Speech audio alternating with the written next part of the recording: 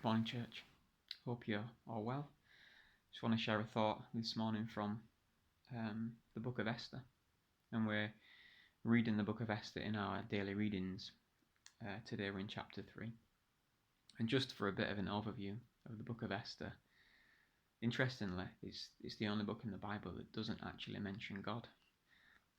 But my point this morning is that although it doesn't mention God by name, it's a book that has got God written throughout it, in that God is in control of all the events of Esther. And that's the point, really, of the book. As an amazing story it is, and it is an amazing story, the point is that God is sovereign and is in control of the events in this book and everything that would lead from it.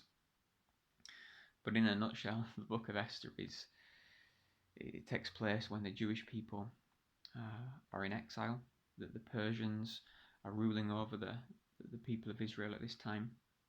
There's a king called Xerxes, and in the first chapter, King Xerxes throws a huge banquet, and then his queen, Queen Vashti, displeases him because she wouldn't come when he called her, and then he banishes her, he exiles her, puts her out, and then goes on a bit of a search for a new queen.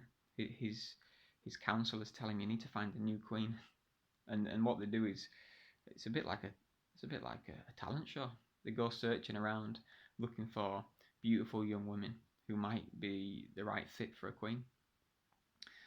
It all seems a bit random and a bit potluck.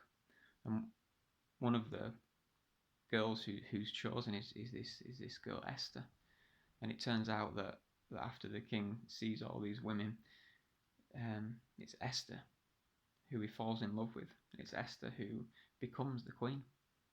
And I say it seems like all these things fall into place. And from the outset, from the onlooker, it seems like it's just kind of good luck that Esther becomes queen. But we know that it's not good luck. We know that God had a plan. Because what happens not long after that is that one of the king's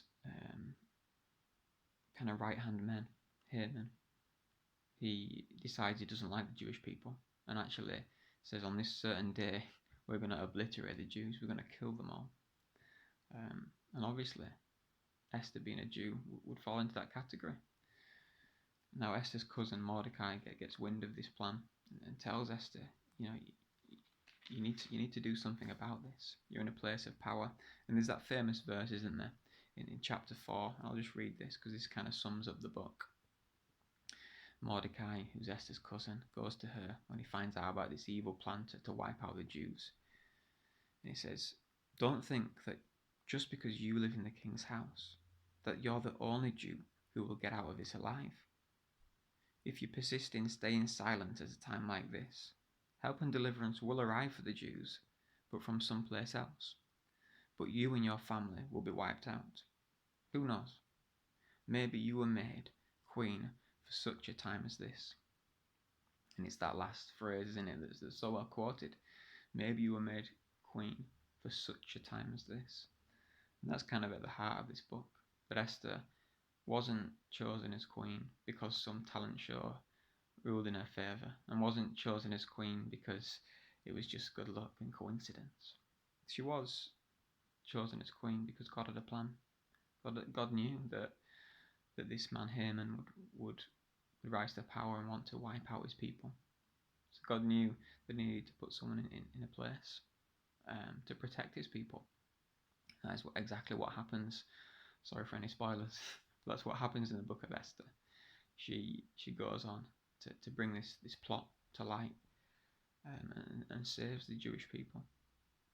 And obviously, it's from these people that Messiah would come. And God was not going to have his people obliterated, because then Jesus wouldn't be here. So all this book is really about God's plan, God's sovereignty, and that God is at work, and it wasn't a coincidence. And I think these are just such good lessons for these days, that God, and for our individual lives, that God is working, has a plan, even when events seem random or seem strange that don't seem to be going as we would plan them. God is sovereign, and God has things happen in our life at the right time. I hope that's encouraging. I encourage you to read the book of Esther because it is such a good read. God bless.